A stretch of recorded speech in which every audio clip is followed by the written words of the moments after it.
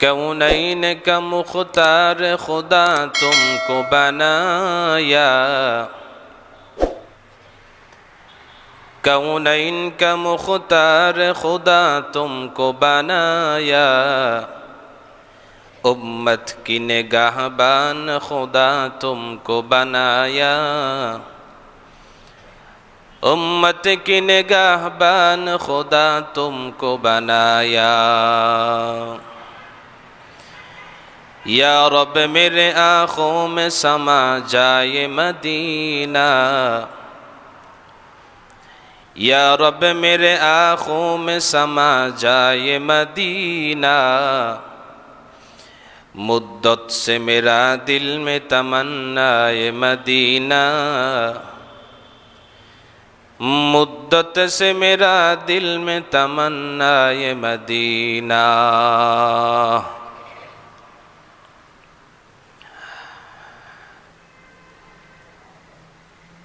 দয়াময় আল্লাহ তাআলার দরবারে লাখ কোটি শুকর যে মহান আল্লাহ তাআলা সপ্তাহের শ্রেষ্ঠতম দিবস জুমআবারে আমাদেরকে দুনিয়ার সমস্ত কাজ থেকে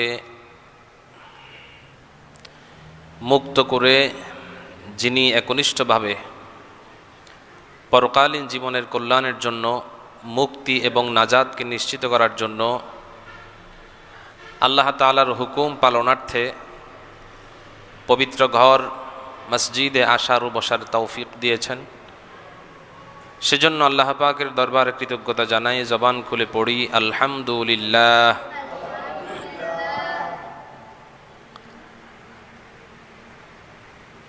মুহতারাম হাজরিন, আজকে আমরা যে বিষয়টিতে আলোচনা করব সেটি হলো কবরের জগৎ সম্পর্কে আলোচনা করব।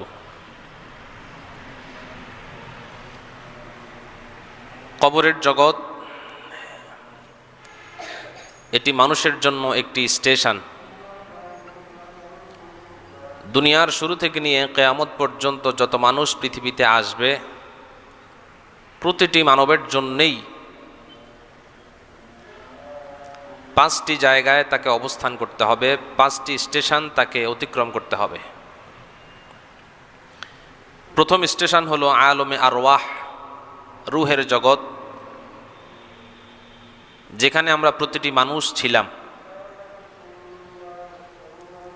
দ্বিতীয় নাম্বার যে জগৎ যেখানে আমরা অবস্থান করেছি কিছুদিনের জন্য সেটা হলো আলমে আরহাম তথা মায়ের পেটের জগৎ। শুধুমাত্র দুইজন ব্যক্তি ছাড়া পৃথিবীতে যত মানুষ এসেছে প্রতিটি মানুষই মায়ের পেট থেকেই পৃথিবীতে এসেছে, শুধুমাত্র বাবা আদম এবং মা হাওয়া ব্যতীত। তিন নম্বর জগৎ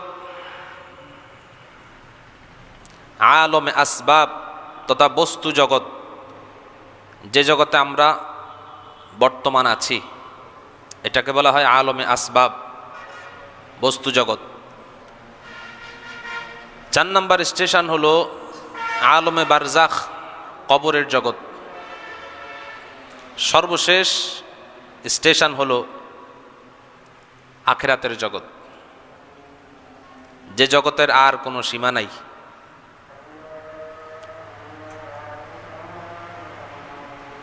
সম্মানিত হাজরিন, আমরা আজকে 4 নাম্বার জগৎটি সম্পর্কে আলোচনা করব, কবরের জগৎ সম্পর্কে।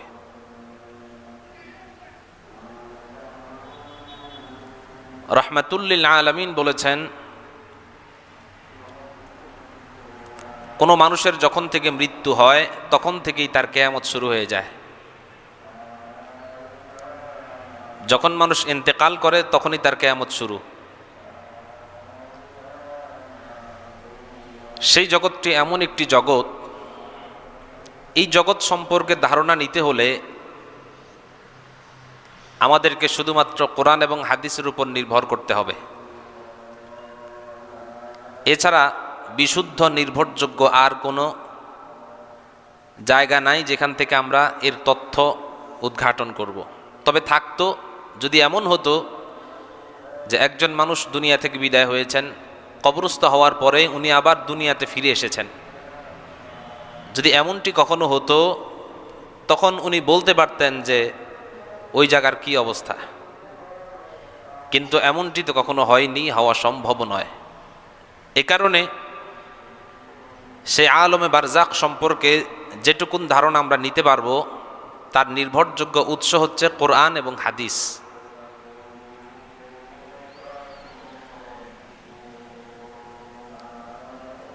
কোরআনে এবং হাদিসের মধ্যে নির্ভরযোগ্য যে কথাগুলো আছে আমরা সেখান থেকে অল্প সময়ে সামান্য কিছু আলোচনার চেষ্টা করব, যেন পরকাল আমরা বুঝতে পারি।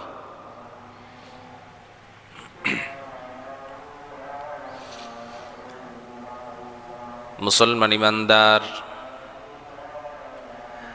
আল্লাহ রাব্বুল আলামিন বলেন, কুল্লু নাফসিন যায়িকাতুল মাউত। আল্লাহ রাব্বুল আলামিন বলেন, প্রত্যেক প্রাণীকেই মৃত্যুর স্বাদ গ্রহণ করতে হবে এবং সর্বশেষ তাকে আল্লাহর দরবারে হাজিরা দিতে হবে। প্রতিটি মানুষ যারা দুনিয়াতে এসেছে, আল্লাহ রাব্বুল আলামিন যাদেরকে দুনিয়াতে এনেছেন, দুনিয়াতে আসা প্রতিটি ব্যক্তিকেই পরকালীন জীবনে যেতে হবে এবং মৃত্যুর স্বাদ প্রত্যেককেই গ্রহণ করতে হবে। এখন মৃত্যুটা কি জিনিস আমরা একটু বুঝি। মৃত্যুটা, যত মানুষের মৃত্যু পৃথিবীতে হয়েছে হবে, মৃত্যুটা হবে দুই ধরনের মৃত্যু। একটা হবে ভালো মৃত্যু, একটা হবে মন্দ মৃত্যু। ভালো মৃত্যুর স্বাদ একরকম, মন্দ মৃত্যুর স্বাদটা ভিন্ন রকম। আল্লাহ রাব্বুল আলামিন কালামে হাকিমের 30 পারার মধ্যে সূরা নাজিআতের মধ্যে বলেন, ওয়ান্নাজিআতি গরকা ওয়ান্নাশিতাতি নাশতা ওয়াসসাবিহাতি সাবহা ফাসসাবিকাতি সাবকা ফালমুদাব্বিরাতি আমরা। আল্লাহ রাব্বুল আলামিন সূরা নাজিয়ার প্রথম 5টি আয়াতের মধ্যে 5টি বিষয়ের কসম করে আল্লাহ তাআলা মানব জাতিকে সতর্ক করছেন। ওয়ান্নাজিআতি গরকা, প্রথম আয়াতে আল্লাহ বলেন, 1 নাম্বার শপথ ওইসব ফেরেশতাদের যারা একেবারেই টানা হেঁচড়া করে মানুষের জান কবজ করে। আল্লাহ রাব্বুল আলামিন বলেন, ওই ফেরেশতাদের কসম যেই ফেরেশতা মানুষের জান কবজ করে অত্যন্ত কঠিন ভাবে টানা হিচড়া করে জান কবজ করে, ওই ফেরেশতাদের কসম। অতএব বোঝা গেল কিছু মানুষের জান কবজ হয় খুব কষ্টের সাথে, জান বের হয় অত্যন্ত কষ্টের সঙ্গে। কাদের জান বের হয় কষ্টের সাথে? আল্লাহ তাআলা বলছেন। আল্লাহ রাব্বুল আলামিন বলেন, ইন্নাল্লাযীনা ক্বালু রাব্বুনাল্লাহ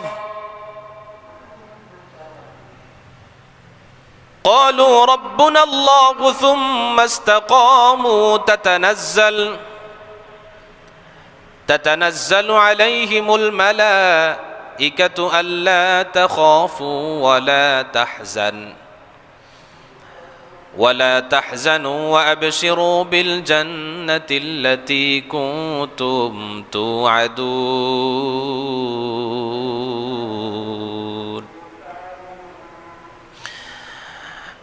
আল্লাহ রাব্বুল আলামিন বলেন, ও আমার ইমানদারের দল, ক্বালু রাব্বুনাল্লাহ, নিশ্চয়ই যারা বলে আমার রব আল্লাহ, সুম্মা ইসতাকামু, এর উপর ইস্তেকামাত থাকে, দৃঢ় থাকে, তাতানাজ্জালু আলাইহিমুল মালাইকাতু আল্লা তাখাফু ওয়া লা তাহজান, এদেরকে ফেরেশতারা বলতে থাকে, ও আল্লাহর গোলাম, আল্লা তাখাফু ওয়া লা তাহজানু, তোমার কোনো ভয় নাই, কোনো চিন্তা নাই, কোনো পেরেশানি নাই, ওয়া আবশিরু বিল জান্নাতিল্লাতী কুনতুম তুআদুন, আল্লাহর রহমতের ফেরেশতা বলে, ও বান্দা, তোমার কোনো ভয় নাই, কোনো পেরেশানিও নাই, ওয়া আবশিরু বিল জান্নাহ, তুমি আল্লাহর তরফ থেকে জান্নাতের সুসংবাদ গ্রহণ করো, আল্লাতী কুনতুম তুআদুন, যে ব্যাপারে আল্লাহ ওয়াদা করেছিলেন। এ মুসলমান ইমানদার, ভালো মৃত্যুর জন্য যাদেরকে মৃত্যুর সময় ফেরেশতারা সুসংবাদ প্রদান করবেন, এমন যার মৃত্যু হবে অবশ্যই সেই মৃত্যুটা ভালো মৃত্যু। যে মৃত্যুর সময় ফেরেশতা আসবে না, তাকে জান্নাতের সুসংবাদও দিবে না, তার মৃত্যুটা হবে অশান্তির মৃত্যু, কষ্টের মৃত্যু। হাদিসের মধ্যে এসছে, কোন মানুষের যখন জীবনের অন্তিম সময় চলে আসে, জীবনের শেষ প্রান্তবেলা যখন ডুবো ডুবো অবস্থা হয়, মৃত্যুর সময় একেবারেই নিকটে, বান্দার কাছে একদল ফেরেশতা চলে আসে। একদল ফেরেশতাদের মধ্যে একজন রিজিকের ফেরেশতা,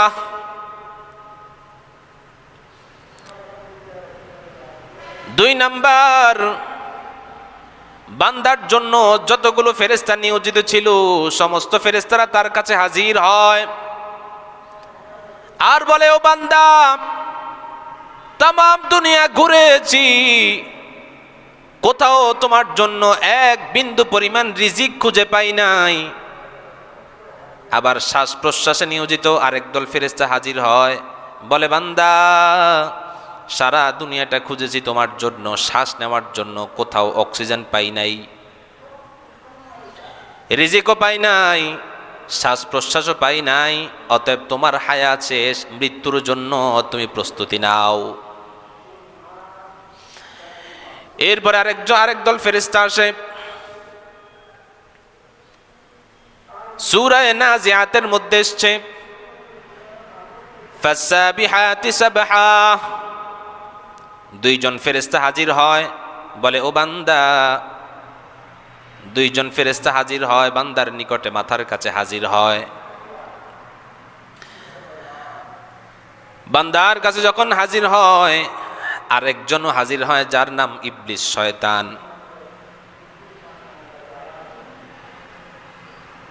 মুফাসসিরিনে কেরাম ব্যাখ্যা লিখেছেন, ওয়াসাবিহাতি সাবহা, অনেকগুলো ব্যাখ্যা, তার মধ্যে একটা ব্যাখ্যা দুইজন ফেরেশতা, যেগুলো আজরাইলের কাজ করে। ওই ফেরেশতাগুলো আল্লাহর বান্দার কাছে চলে আসে, এসে যখন বান্দার কাছে রূহ কবজ করার জন্য তাদের কার্যক্রম শুরু করে দেয়, যখন রূহ কবজ করার জন্য তাদের কর্মগুলো শুরু করে দেয়, ইবলিস শয়তান তাদের মায়ের এবং বাবার সুরত ধরে তার মাথার নিকটে আসে। যেই মা এবং বাবা ইতিপূর্বে দুনিয়া থেকে বিদায় হয়ে গিয়েছিল, অথবা কোনো ভাই, যেই ভাই দুনিয়া থেকে এর আগেই বিদায় হয়ে গিয়েছিল, অথবা বোন, আত্মীয় স্বজন কেউ যদি বিদায় হয়, ওই মানুষটির আকৃতি ধারণ করে ইবলিস শয়তান বান্দাটির কাছে হাজির হয়। এবার হাজির হয়ে বলতে থাকে, এ বান্দা, এই তো আমি তোমার মা, তোমার বাবা, এই যে কিছুক্ষণ আগে কবরের মধ্যে ছিলাম, তোমার মৃত্যু হবে এমন অবস্থা থেকে তোমার কাছে চলে এলাম, তোমার কাছে এসে তোমাকে উপদেশ দেওয়ার জন্য এসেছি। এই তো আমি কবর থেকে এসেছি, তুমি যে ইসলাম মানছ, কোরআন হাদিস মানছ, এগুলো সব মিথ্যা। নাউজুবিল্লাহ, এগুলো সব বানোয়াট। এখনো সময় আছে, জবান দ্বারা বলো ইসলাম মানি না, আল্লাহ মানি না। সে বান্দা যদি নেককার হয় তাহলে তাকে চিনতে পারে যে তুমি তো ইবলিস, শয়তান। কিন্তু যদি বান্দা বদকার হয়, সে মনে করে সত্যি এটি আমার জন্য কল্যাণকর বার্তা, সে মনে করে সত্যি সত্যি এটি আমার বাবা এবং মা, এবং সাথে সাথেই সে বলে ইসলাম মানি না, এতদিন যা মেনেছি সবগুলো ছিল মিথ্যা। এবার বান্দাটা বেঈমান হয়ে যায়, ঈমান হারা হয়ে যায়। ঈমান হারা হয়ে বান্দার রূহটা সারা শরীরের মধ্যে দৌড়াতে থাকে আর বলতে থাকে আমি মৃত্যুবরণ করতে চাই না, আমি মৃত্যু চাই না, দুনিয়াতে আর কিছুদিনের জন্য বেঁচে থাকতে চাই। কিন্তু বান্দা মৃত্যুর যখন সময় চলে আসে, এক মুহূর্তের জন্য দেরি হবে নাকি? হবে? এক মুহূর্তের জন্য আজরাইল দেরি করবে না, তাকে সময় দিবে না। এমনকি ওই ব্যক্তি বলে লাউলা আখরতানি ইলা আজালিন করিব,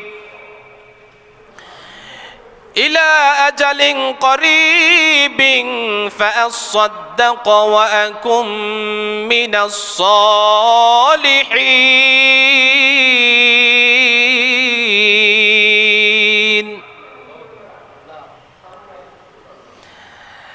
আল্লাহর বান্দা বলে লাউলা আখরতানি, আমাকে আরেকটু সময় দাও, ইলা আজালিন করিব ফাআসাদ্দাক ওয়া আকুম মিনাস সালিহিন, সামান্য একটু সময় দাও, যেই সময়টা পেলে আমি আল্লাহর রাস্তায় দান সদাকা করে নেককার হয়ে মৃত্যুর জন্য প্রস্তুতি নিয়ে কবরে যাব। কিন্তু বান্দা সময় দেওয়া হবে নাকি? হবে? সময় দেওয়া হবে না। এবার তার জান সারা শরীরের মধ্যে দৌড়াতে থাকবে, অঙ্গ প্রত্যঙ্গ গুলির মধ্যে দৌড়াদৌড়ি করবে। এবার ওই দুইজন ফেরেশতা তাকে, তার রূহটাকে নেওয়ার জন্য এমনভাবে তাকে টান দিবে, টানা হেঁচড়া করবে, শেষ পর্যন্ত তার শরীরটা চূর্ণ বিচূর্ণ করে ছিঁড়ে তার জানটা কবজ করে নিয়ে যাবে। এই জন্য আল্লাহ বলেন ওয়ান্নাজিআতি গরকা, ওই সব ফেরেশতাদের কসম যেই ফেরেশতা খুব শক্ত করে চূর্ণ বিচূর্ণ করে মানুষের জানটাকে কেড়ে নিয়ে যায়। সে বান্দা যদি মুমিন হয়, বান্দার সামনে ওই শয়তান আসে তাকে ধোঁকা দেওয়ার জন্য, বলে আল্লাহর বান্দা আমি তোমার মা, তোমার বাবা, তোমার কাছে এসেছি ফরমান নিয়া, বার্তা নিয়া, এখনো সময় আছে, যে আল্লাহর গোলামি করতি ওই আল্লাহকে ছেড়ে দাও এবং বলো আমি ইসলাম মানি না, ইসলাম আমি গ্রহণ করতেও রাজি নই, কোরআন মিথ্যা। নাউজুবিল্লাহ। বান্দা তাকে ধমক দিয়া বলে না না না না, তুমি আমার মা নও, তুমি আমার বাবা নও, তুমি ইবলিস, শয়তান। এর শয়তান আমার কাছ থেকে দূর হও। এমন ভাবে শয়তানকে ধিক্কার জানায়, শয়তান চলে যায়। আর বান্দার সামনে রহমাতুল লিল আলামিনের চেহারাটা উন্মোচন করা হয়। বান্দা নবীর চেহারার দিকে তাকায়া আশহাদু আল্লা ইলাহা ইল্লাল্লাহু ওয়া আশহাদু আন্না মুহাম্মাদান আবদুহু ওয়া রাসূলুহু, কালিমায়ে শাহাদাত জপতে জপতে বান্দার রূহটা তার থেকে বের হয়ে যায়। এটাই দ্বিতীয় আয়াত আল্লাহ বলছেন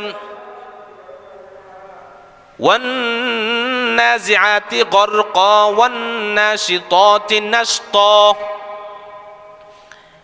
দ্বিতীয় আয়াত আল্লাহ কসম করে বলেন ওই সব ফেরেশতার কসম যারা জানটাকে একেবারেই সহজভাবে কবজ করে নেয়, মৃদুভাবে কবজ করে আল্লাহর দরবারে পৌঁছায় দেয়। এই আল্লাহর বান্দা, মানুষের ভিতর থেকে জানগুলো যখন বের হয় দুইটা জায়গায় চলে যায়। যদি বান্দা নেককার হয়, বান্দার জানটা সপ্ত আকাশের উপরে ইল্লিনের মধ্যে চলে যায়। আর যদি বদকার হয়, বান্দার জানটা একেবারেই সপ্ত জমিনের নিচে সিজ্জিনের মধ্যে চলে যায়। এবার বান্দার জানটা কবজ হয়ে গেল।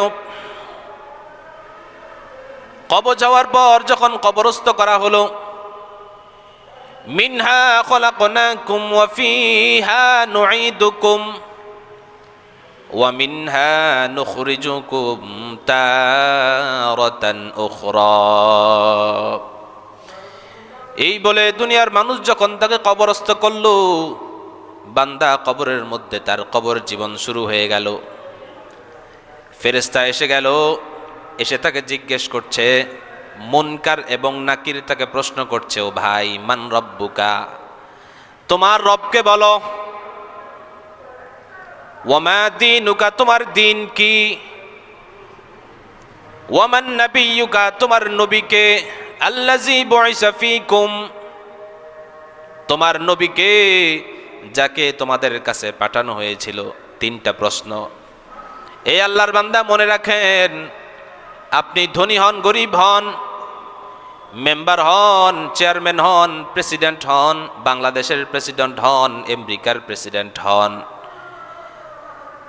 কালো হন, সাদা হন, যেই দরজার মানুষ হন, আপনাকে তিনটি প্রশ্নই করা হবে। আর এই তিন প্রশ্নের জবাবের মাধ্যমেই আপনাকে কবর জীবন শুরু করতে হবে। এক নাম্বার প্রশ্ন, মান রব্বুকা, তোমার রব কে।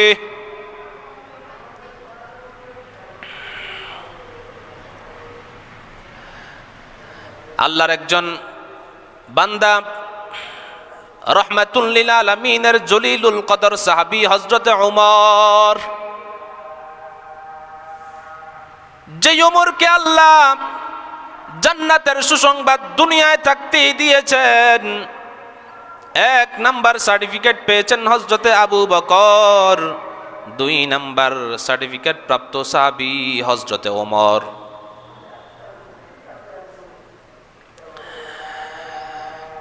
ইতিহাসের কিতাব লিখছে, তারিখুল মাদিনাতের মধ্যে ঘটনাটি পাওয়া যায়। একজন আল্লাহর বান্দা হযরতে ওমরকে স্বপ্নে দেখেছেন। দেখার পরে বলছেন, ও আল্লাহর বান্দা, মৃত্যুবরণ করার পর যখন কবরস্থ হলেন, আল্লাহ আপনার সঙ্গে কি ব্যবহার করেছেন। এবার হযরতে ওমর বলেন, আমাকে যখন কবরস্থ করা হলো, কবরস্থ করার পর ফেরেশতারা তিনটি প্রশ্ন আমাকে জিজ্ঞেস করেছে। তিনটা প্রশ্ন প্রত্যেক ব্যক্তিকে জিজ্ঞেস করা হয়, কিন্তু আমার কাছে যখন ফেরেশতা এসেছে, শুধুমাত্র একটি প্রশ্ন করেছে, মান রব্বুকা, তোমার রব কে। মুনকার নাকির যখন প্রশ্ন করলো, ও উমর, মান রব্বুকা, তোমার রব কে, কাকে প্রশ্ন করেছে? যিনি জান্নাতের সুসংবাদ প্রাপ্ত দুনিয়াতে থাকতেই তাকে প্রশ্ন করেছে, তোমার রব কে। হযরত ওমর জবাব দিলেন, তোমাদের রব কে।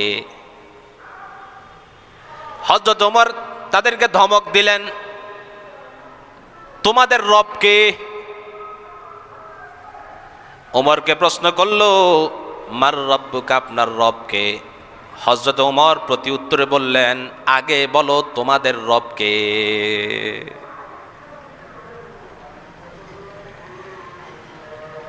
কেমন মজার ঘটনা রে ভাই।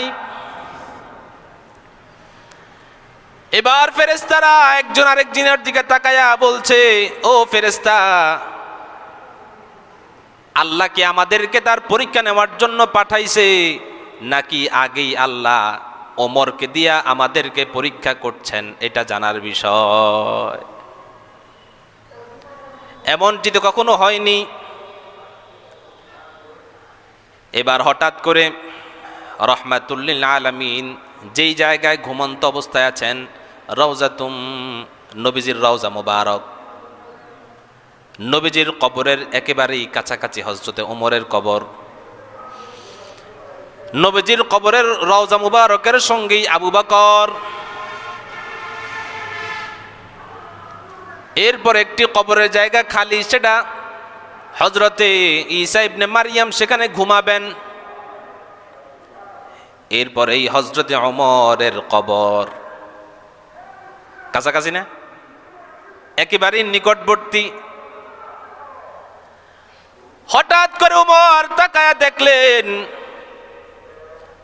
রহমাতুল্লিল আলামিন তার চেহারাটাকে ওমরের দিকে ঘুরায়া ফেরেশতাদেরকে লক্ষ্য করে বলছেন, ও ফেরেশতা, আল্লাহর দল, আমি নবী সাক্ষী দিচ্ছি যে ওমর তোমাদের চাইতে আল্লাহকে আরো বেশি চিনে।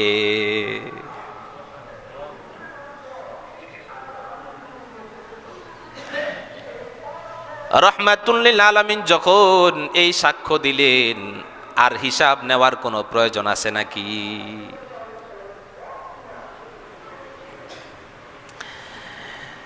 এবার শরহিস সুদুর ফি আহওয়ালিল কুবুর, এই কিতাবের মধ্যে আল্লামা জালালউদ্দিন সুয়ুতি রহমাতুল্লাহ আলাইহি লিখেছেন, আল্লাহর আরেকজন বান্দা 10 বছর পর হযরত ওমরকে আরেকবার স্বপ্নে দেখেছিলেন। স্বপ্নে দেখার পর জিজ্ঞেস করলেন, ভাই ওমর, আল্লাহ আপনার সঙ্গে কি ব্যবহার করেছেন? হযরত ওমর বলেন, ও আল্লাহর বান্দা, আমি তো 10 বছর মদিনার প্রেসিডেন্ট ছিলাম, 10টি বছর ধরে আমি অর্ধ পৃথিবী শাসন করেছিলাম। এই যে 10 বছর শাসন করেছি, ওই 10 বছর আমি কাদের হক আদায় করতে পেরেছি, কাদের হক আদায় করতে পারি নাই, কাদেরকে আমি দ্বীনের পথে আনতে পেরেছি, কাদেরকে আনতে পারি নাই, কাদেরকে আমি আমার রাষ্ট্রের পক্ষ থেকে যেই হক পাও না সেই হক দিতে পেরেছি, আর কাদেরকে পারি নাই। এই বিগত 10টি বছর ধরে হিসাব দিতে দিতে আজকে 10 বছর পরে আমার 10 বছরের হিসাবটা শেষ হয়েছে। এবার বুঝেন ভাই, যে ওমরকে প্রশ্নের উত্তর দেওয়ার জন্য রহমাতুল্লিল আলামিন সাহায্য করেছিলেন, সেই ওমরকে 10 বছর পর জিজ্ঞেস করার পর ওমর বলেন, এই 10টি বছর আমার রাজ্যের হিসাব দিতে দিতে 10 বছর পরে আজকে হিসাবটা শেষ হয়েছে। এবার বুঝেন ভাই, যারা জাহান্নামী তাদের হিসাবের অবস্থাটা কি হবে?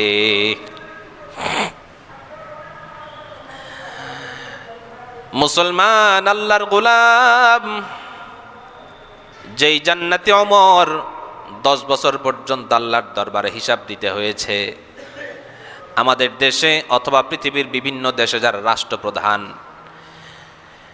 তাম দেশের জনগণের অধিকার যার কাছ থেকে পাও না, ওই লোকটিকে যদি আল্লাহ হিসাবের জন্য ধরেন, এক বিন্দু পরিমাণ হিসাব দেওয়া তার জন্য সম্ভব হবে নাকি? কিয়ামত পর্যন্ত হিসাব দিলেও একজন বান্দার পাওনার হক আদায়ের হিসাব দেওয়া সম্ভব হবে না। এ মুসলমান আল্লাহর গোলাম, নেককার বান্দাকে যখন প্রশ্ন করেছে, মান রাব্বুকা ওয়া মা দীনুকা ওয়া মান নাবিয়ুকা, যেহেতু বান্দা নেককার, বান্দা সঙ্গে সঙ্গেই জবাব দিয়েছে রব্বি আল্লাহ। ওয়া মা দীনুকা, তোমার দিন কি? বান্দা জবাব দিয়েছে দীনিয়াল ইসলাম, আমার জীবন বিধান হলো ইসলাম, আমার জীবন বিধানের নাম হলো ইসলাম। 3 নাম্বার যখন প্রশ্ন করেছে মান হাজার রজুল আল্লাজি বুইসা ফীকুম, এই ব্যক্তিকে যাকে তোমাদের জন্য পাঠানো হয়েছে। নেককার ব্যক্তি জবাব দিবে, হাজা নাবিয়ুনা মুহাম্মাদুর রাসূলুল্লাহ। গায়েব থেকে আওয়াজ আসবে, ফাফরিশু বিল জান্নাহ ওয়ালবিসু বিল জান্নাহ ওয়াফতাহু লাহু বাবান ইলাল জান্নাহ। ও আমার ফেরেশতারা, এই বান্দার জন্য জান্নাতের পরিবেশের ব্যবস্থা তার কবরের মধ্যে করে দাও। জান্নাতের বিছানা তার কবরের মধ্যে বিছায়া দাও।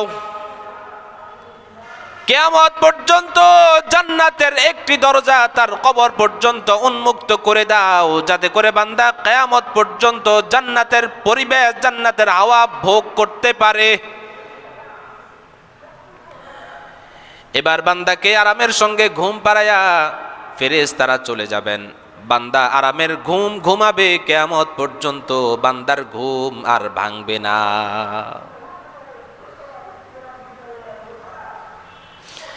এবার যখন কিয়ামতের ময়দান কায়েম হবে,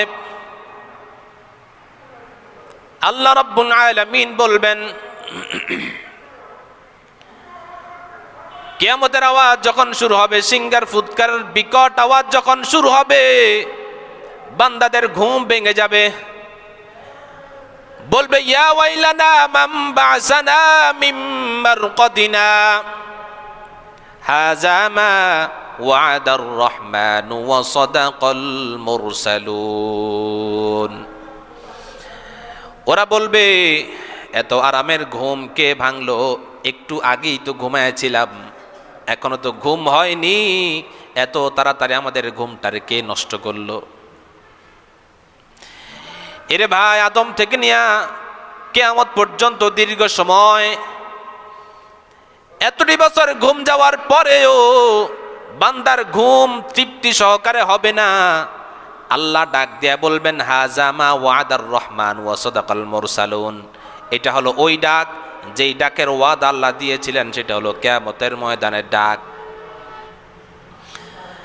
আল্লাহ বলবেন, বান্দা হিসাব দাও, হিসাব দেওয়ার পরে জান্নাতে চলে যাও, আর তোমরা আবাদুল আবাদ তৃপ্তি সহকারে তোমরা জান্নাতের মধ্যে ঘুমাও।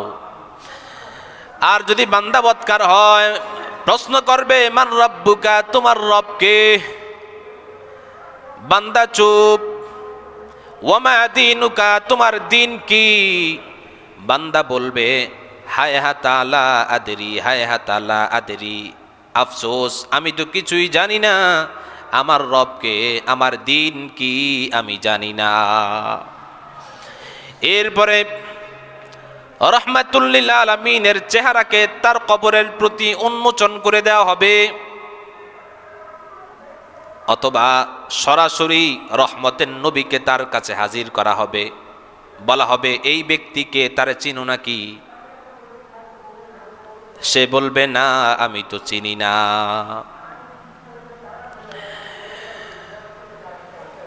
এ মুসলমান, আল্লাহর গোলাম, বান্দা যদি বেঈমান হয়, বান্দাকে যখন প্রশ্ন করবে, মার রাব্বুকা, তোমার রব কে? ইবলিস শয়তান ধোঁকা দিয়ে বলবে, বলো আমি।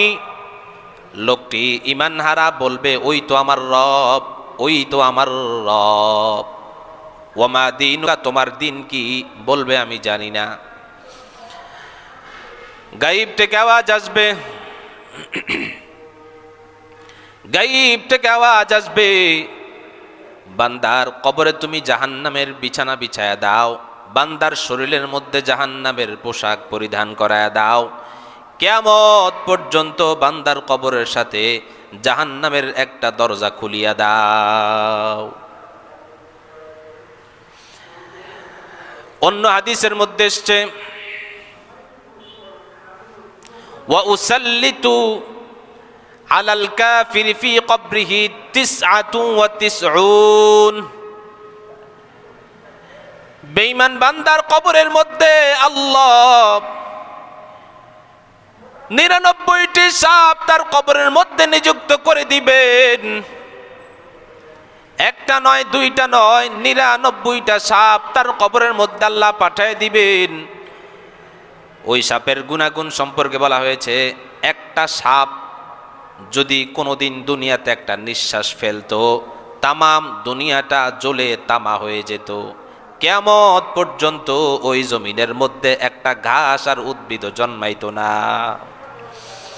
এই ভাই একটু চিন্তা করেন, একটা সাপের নিঃশ্বাস যদি হয় এমন বিষাক্ত, ওই সাপের ছোবলটা হবে কেমন বিষাক্ত। আর একটা সাপের ছোবল যদি এমন বিষাক্ত হয়, 99টা সাপের বিষ কেমন হবে। এ মুসলমান, আল্লাহর গোলাম, ছোট্ট মানুষ, যেই সাপগুলো তার কবরের মধ্যে নিযুক্ত করা হবে, এমন সাপ যেই সাপের মাথা হবে আকাশে, লেজ হবে জমিনের মধ্যে, এমন দীর্ঘ সাপ। এরে ভাই, যদি সাপের দংশন থেকে বাঁচতে হয়, যদি কবরের জগতে শান্তির ঘুম ঘুমাইতে পারো, ঘুমাইতে চাও, এক আল্লাহর গোলামি করো। বাঁচার জন্যই আল্লাহ কোরআনে কারীমের মধ্যে পথ দিয়েছেন। ইন্নাল্লাযীনা ক্বালু রাব্বুনাল্লাহ রাব্বুনাল্লাহু সুম্মা ইসতাকামু تتنزل عليهم الملائكة ألا تخافوا ولا تحزنوا وأبشروا بالجنة। আল্লাহ রাব্বুল আলামিন বলেন, নিশ্চয়ই যারা বলে আমার রবকে, আওয়াজ দিয়ে বলেন আমার রবকে, যারা বলবে আমার রব আল্লাহ, সুম্মা ইসতাকামু, মৃত্যু পর্যন্ত এটা ধারণ করতে পারবে, মৃত্যুর সময়ও ধারণ করতে পারবে। ইবলিস যখন ধোঁকা দিয়ে বলবে আমি তোর মা, আমি তোর বাবা, তোর দাদা, ইতিপূর্বে দুনিয়া থেকে বিদায় হয়েছি, ওই সময়ও যে ব্যক্তি আল্লাহর উপর ইস্তেকামাত থাকতে পারবে, ঈমানের উপর অটল থাকতে পারবে, ফেরেশতারা তার মাথার কাছে তাকে সান্ত্বনা দিবে। তাতানাজ্জালু আলাইহিমুল মালাইকা, আল্লাহ তার জন্য ফেরেশতা পাঠাবেন। সেই ফেরেশতা বলবে, আল্লাহ তাখাফু ওয়ালা তাহজান, ও বান্দা ভয়ের কোনো কারণ নাই, চিন্তারও কোনো কারণ নাই। ওয়া আবশিরু বিল জান্নাহ, বরং তুমি আল্লাহর তরফ থেকে জান্নাতের সুসংবাদ গ্রহণ করো। আল্লাতী কুনতুম তুআদুন, যা আল্লাহ নেক আমল করার জন্য ইতিপূর্বে ওয়াদা দিয়েছিলেন। অতএব বান্দা, ওই সময় যদি অটল থাকতে চাও, জীবনের সকল ক্ষেত্রে মানতে হবে রবকে, এটা মানতে হবে। শুধু মুখেই বললেই হবে না রব আল্লাহ, শুধু মুখেই বললে হবে না রব আল্লাহ, জীবনের সকল ক্ষেত্রে আইন কর্তাও মনে করতে হবে কাকে, রিজিক দাতাও মনে করতে হবে কাকে, বুঝেন নাই? শাসনকর্তাও মনে করতে হবে কাকে। বর্তমান অবস্থায় মন আমরা সব মানি, কিন্তু আমরা দল ছাড়তে রাজি না। এই জন্য একজন আলেমকে প্রশ্ন করেছিল, ভাই হযরত বলেন তো বাংলাদেশের সবচেয়ে বড় ধর্মের নাম কি? আলেম জবাব দিয়েছে, বাংলাদেশের সবচেয়ে বড় ধর্মের নাম হলো রাজনীতি। কোন দল? সবচেয়ে বড় ধর্ম হলো রাজনীতি। কারণ উনি বলছে মুসল্লিদেরকে যে আপনারা কোন পদের আর কোন জাতের মুসল্লি এটা আমার ভালো করে জানা আছে। আপনারা কেমন মুসল্লি? যদি আমার কোনো কথা কোরআন হাদিস অনুযায়ী আমি বলি, সেই কথাটা যদি আপনার দলের বিরুদ্ধে যায়, আপনি আমাকে লাথি মারতে, আঘাত করতে দ্বিধাবোধ করবেন না। আমরা এই পর্যন্তই মুসলমান।